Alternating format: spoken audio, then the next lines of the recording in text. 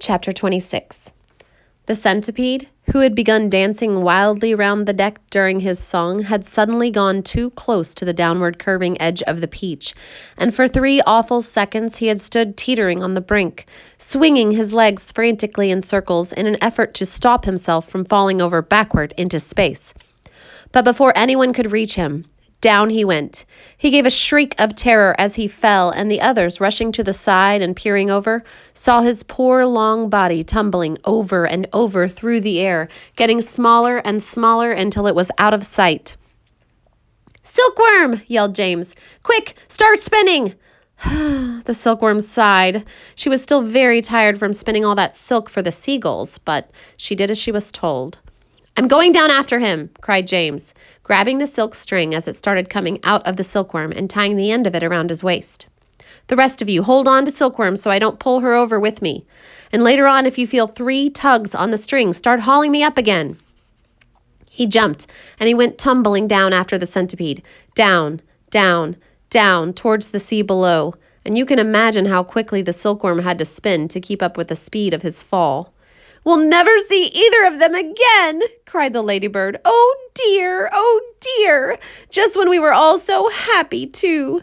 Miss Spider, the glowworm, and the ladybird all began to cry. So did the earthworm. "I don't care a bit about the centipede," said the earthworm, "but I really did love that little boy." Very softly, the old green grasshopper started to play the funeral march on his violin. And by the time he had finished, everyone, including himself, was in a flood of tears. Suddenly there came 3 sharp tugs on the silkworm. "Pull!" shouted the old green grasshopper. "Everyone get behind me and pull!" Then there was a mile of string to be hauled in, and they worked like mad. In the end, over the side of the peach there appeared a dripping wet James with a dripping wet centipede, clinging to him tightly with all 42 of his legs. "He saved me!" gasped the centipede. "He swam around in the middle of the Atlantic Ocean until he found me." "My dear boy," said the old green grasshopper, patting James on the back, "I do congratulate you." "My boots!" cried the centipede. "Just look at my precious boots! They're ruined by the water!" "Oh, be quiet," said the earthworm. "You're lucky to be alive." "Are we still going up and up?" asked James. "We certainly are," answered the old green grasshopper, "and it's beginning to get dark." "I know. It'll soon be night." "Why don't we all go down below and keep warm until tomorrow morning?" said Miss Spider. "No," said the old green grasshopper. "I think that would be very unwise. It will be safer if we all stay up here through the night and keep watch. Then if anything happens, we shall be ready for it." Chapter 27. James Henry Trotter and his companions crouched close together on top of the peach as the night began closing in around them. Clouds like mountains towered high above their heads on all sides, mysterious, menacing, overwhelming. Gradually it grew darker and darker, and then a pale 3/4 moon came up over the tops of the clouds and cast an eerie light over the whole scene. The giant peach swayed gently from side to side as it floated along, and the hundreds of silky white strings going upward from its stem were beautiful in the moonlight. So also was the great flock of seagulls overhead. There was not a sound anywhere. Traveling upon the peach was not in the least like traveling in an aeroplane. The aeroplane comes clattering and roaring through the sky, and whatever might be lurking secretly up there in the great cloud mountains goes running for cover as it approaches. That is why people who travel in aeroplanes never really see anything. But the peach, ah yes, the peach was a soft, stealthy traveler, making no noise at all as it floated along. And several times during that long, silent night, the ride up over the high of the middle ocean in the moonlight, James and his friends saw things that no one had ever seen before. Once, as they drifted silently past a massive white cloud, they saw on the top of it a group of strange, tall, wispy-looking things that were about twice the height of ordinary men. They were not easy to see at first because they were almost as white as the cloud itself, but as the peach sailed closer, it became obvious that these things were actually living creatures, tall, wispy, wraith-like, shadowy, white creatures who looked like they were made out of a mixture of cotton wool and candy floss, and thin white hairs. Like cotton candy. "Ooh," said the ladybird. "I don't like this at all." "Shh," James whispered back. "Don't let them hear you. They must be cloud men." "Cloud men?" they murmured, huddling closer together for comfort. "Oh dear, oh dear." "I'm glad I'm blind and can't see them," the earthworm said, "or I would probably scream." "I hope they don't turn around and see us," said Miss Spider. "Do you think they would eat us?" said the earthworm. "They would eat you," the centipede answered, grinning. "They would cut you up like a salami and eat you in thin slices." The poor earthworm began to quiver all over with fright. "But what are they doing?" the old green grasshopper whispered. "I don't know," James answered softly. "Let's watch and see." The cloud men were all standing in a group, and they were doing something peculiar with their hands. First, they would reach out, all of them at once, and they would grab handfuls of cloud. Then they would roll the handfuls of cloud in their fingers until they turned into what looked like large white marbles. Then they would toss the marbles to one side and quickly grab more bits of clouds and start over again. It was all very silent and mysterious.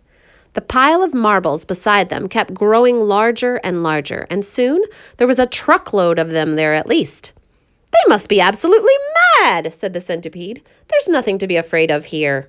"Be quiet, you pest," said the earthworm. "We shall all be eaten if they see us." But the cloud men were much too busy with what they were doing to have noticed the great peach floating silently up behind them. Then the watchers on the peach saw one of the cloud men raising his long, wispy arms above his head, and they heard him shouting, "All right, boys, that's enough. Get the shovels."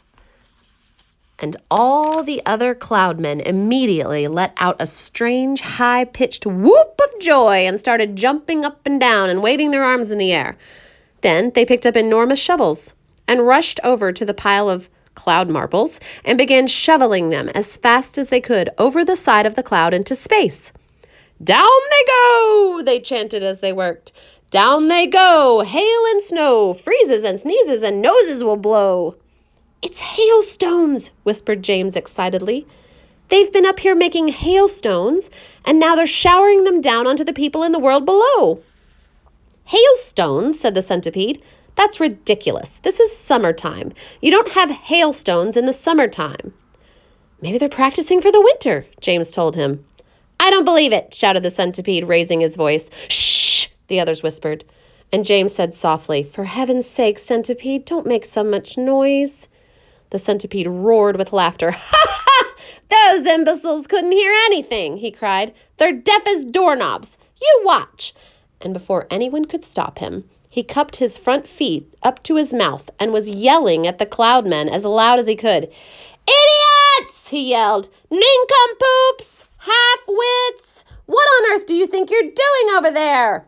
The effect was immediate, and the cloud men jumped around as if they had been stung by wasps. When they saw the great golden peach floating past them, not 50 yards away in the sky, they gave a yelp of surprise and dropped their shovels to the ground. There they stood, with the moonlight streaming down on them, absolutely motionless like a group of tall, white, hairy statues, staring and staring at the gigantic fruit as it went sailing by.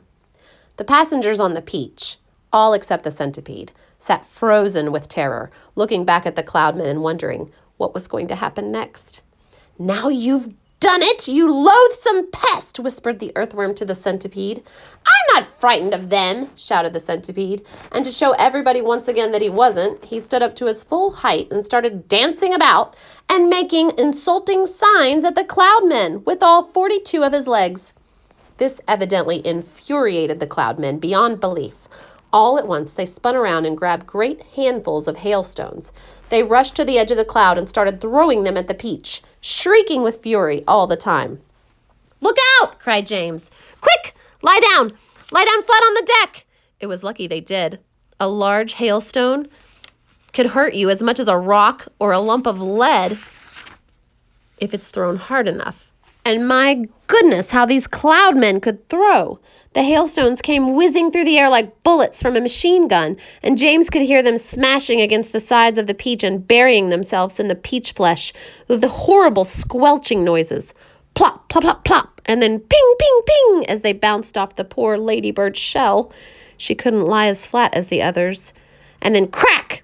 One of them hit the centipede right on the nose, and crack! Again, another one hit him somewhere else.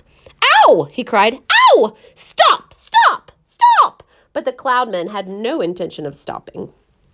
James could see them rushing about on the cloud like a lot of huge, hairy ghosts, picking up hailstones from the pile and dashing to the edge of the cloud, hurling the hailstones at the peach, dashing back again to get more, and then when the pile of stones was all gone, they simply grabbed handfuls of cloud and made more. As many more as they wanted, and much bigger ones now. Some of them were large as cannonballs.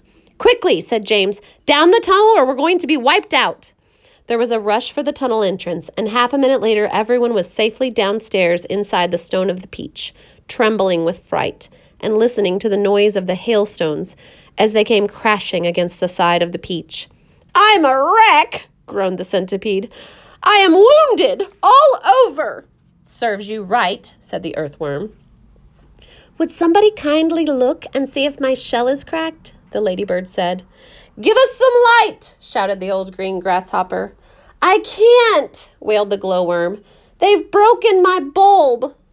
Then put in another one, yelled the centipede. Be quiet a moment, said James. Listen. I believe they're not hitting us anymore. They all stopped talking and listened. Yes, the noise had ceased. The hailstones were no longer smashing against the peach. We've left them behind. The seagulls must have pulled us out of danger. Hooray! Let's go up and see. Cautiously, with James going first, they all climbed back up the tunnel. James poked his head out and looked around. It's all clear, he called. I can't see them anywhere. Chapter 28 will be tomorrow.